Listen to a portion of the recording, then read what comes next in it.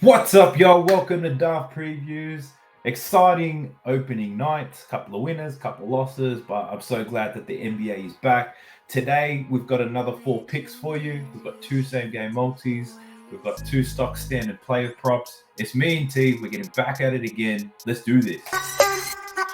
Sub to the channel cause your boy's getting busy. Coming to your line from the west side of Sydney. We've got the free picks and the juice and the daily. It's all free, you don't even have to pay me.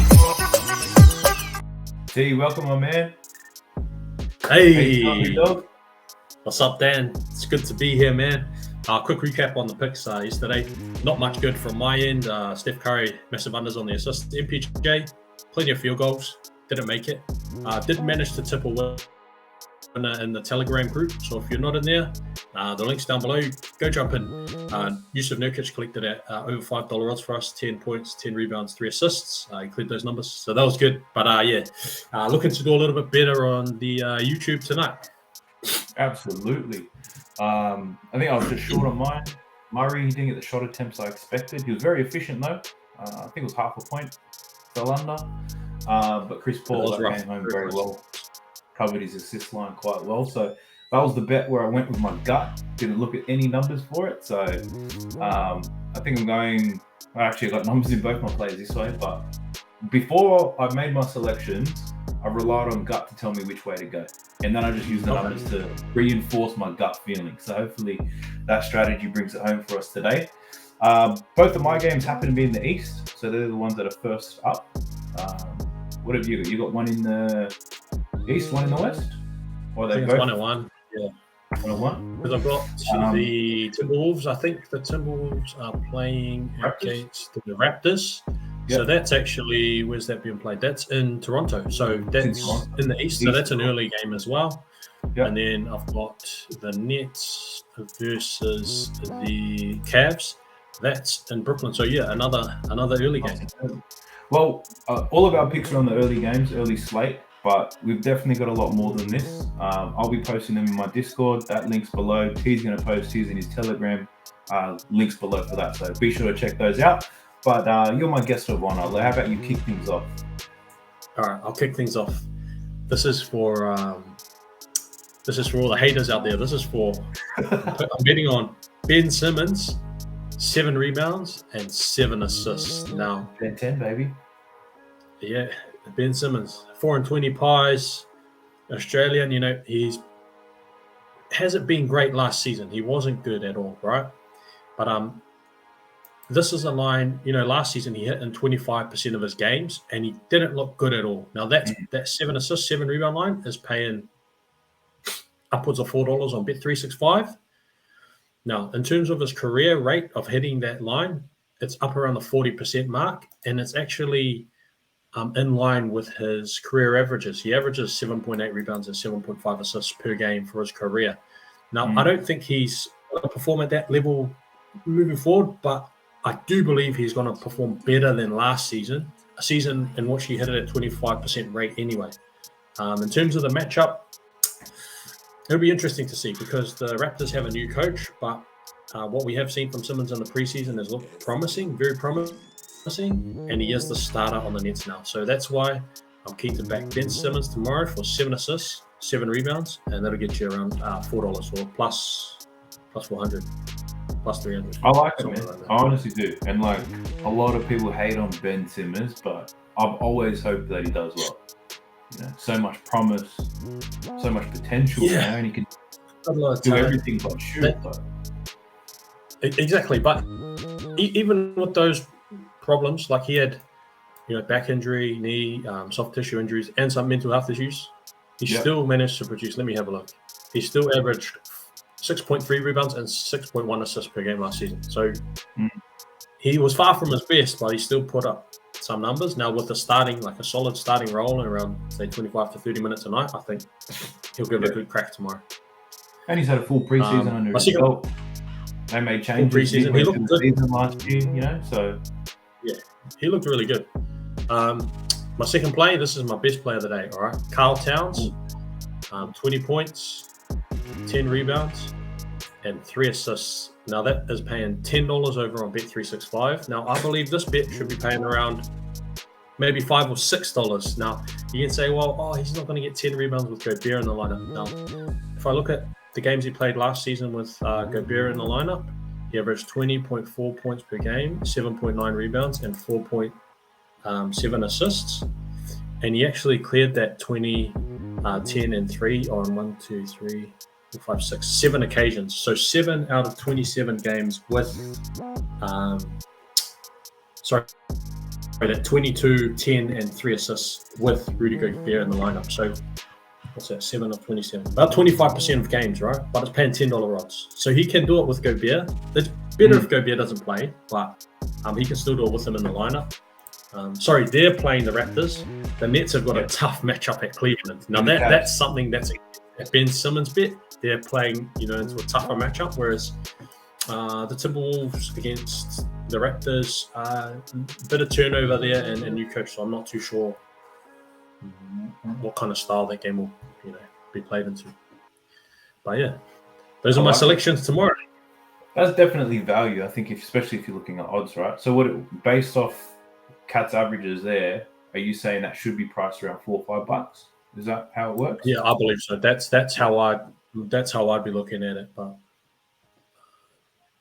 yeah, I know why it's $10 is because Gobert's in the lineup and he grabs a lot of rebounds. So if you're juicing that rebound line, it's pushing up the same game multi price as well. But 22 points, 10 rebounds, and 3 assists. Like that's not.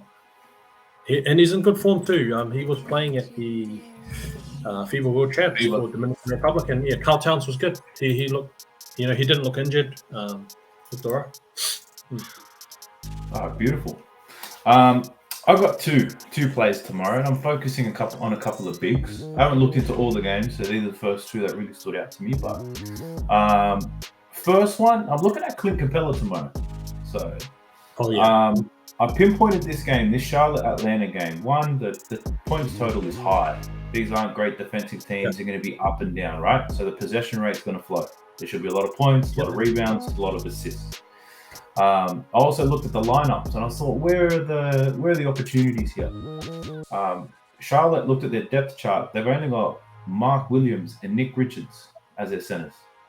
So I thought, Capella's got a great matchup there. But I am looking at his points, over 9.5 points, $1.86 on Bet365. One thing that drew my attention to this is that Okongwu just signed a long-term deal with Atlanta. So what that tells me, there's a chance that Capella could be traded at some point this season or even next. So long-term, Capella's probably not in their plans. And I think we're seeing quite a low line here. The line is only 9.5 points. He's played a preseason game, so he's cleared from whatever injury that he had. He averaged 12 points per game last season. He covered this line at 74%. Yeah. And that was only on 26 minutes per game. So even though he's going to be sharing minutes with Okongwu, if he can get 23 to 25 minutes, I think he can cover this 9.5 points. You got the lob threat of Trae Young. We all know he's a master at that. Great exponent, plus any putbacks. So I'm thinking Capella there. I don't play into this too much, but even his form against the Hornets is quite good. Last 3 matchups, averaging 16 points per game and only 25 minutes against the Hornets. So I really like Capella too. I've already sent that one out to the Telegram yesterday, I think. But we're in the same way of thinking. They're probably preparing Okongwu to take Capella's role. That's what it seems like a little bit. But already he plays about half the game. So he does. He's not a good free throw shooter. He doesn't score from outside the paint, but he gets set up well from Trae, DeJounte Murray sometimes, and he's good at cleaning up misses. So anything that misses, he gets it, puts it back. That's his role. And like you said, the numbers say he scored 10 plus points in 74% of games last season, right? Yeah. So that's the side we want to be on. That means 26% of games he scored 9. That's where he. It should be $1.50, right? Based off that. My mathematics is correct. If that's what you think it's going to be tomorrow, and then you'd have to think about the matchup, all those kind of various factors, like how much you think he's going to play, is he injured, is he not? But somewhere around there. That's what the price should be. But so I'm with you. I like that one. Okay. All right, sweet. I'm also looking at another big man who's recently just switched teams. I'm looking at Kristaps Porzingis tomorrow. Boston Celtics against the Knicks. I do like his over in points, but I also like him to get some rebounds. I haven't found a market where you can get the alt line for his assists. At the moment, it's 2.5, but I think he's going well under that. If I can get under 1.5 assists, I'll take it. Okay. I'm looking at the same game multi for that. My reasons being, well, firstly, I'm not putting too much weight into last season's stats. Different team, he's playing a different role.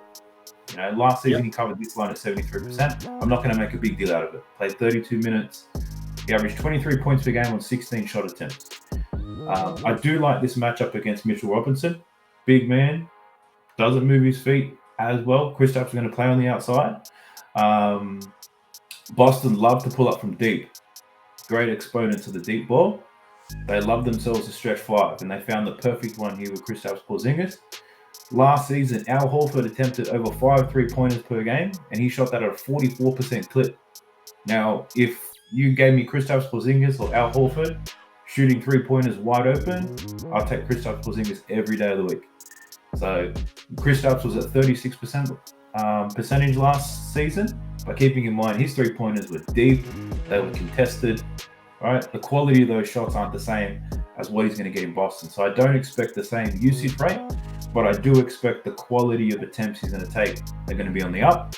He's playing with a new point guard in Drew Holiday, who's well accustomed to playing with a big man who loves to shoot the ball, Brook Lopez. So I think there's going to be a lot of space in this Boston offense. They'll probably play 5 out most of the time. And I think Kristaps has a great opportunity to score points here. Had a look into preseason form, and he, didn't play many minutes. Didn't need to. I saw enough. He was very efficient offensively. His rebound numbers were very strong.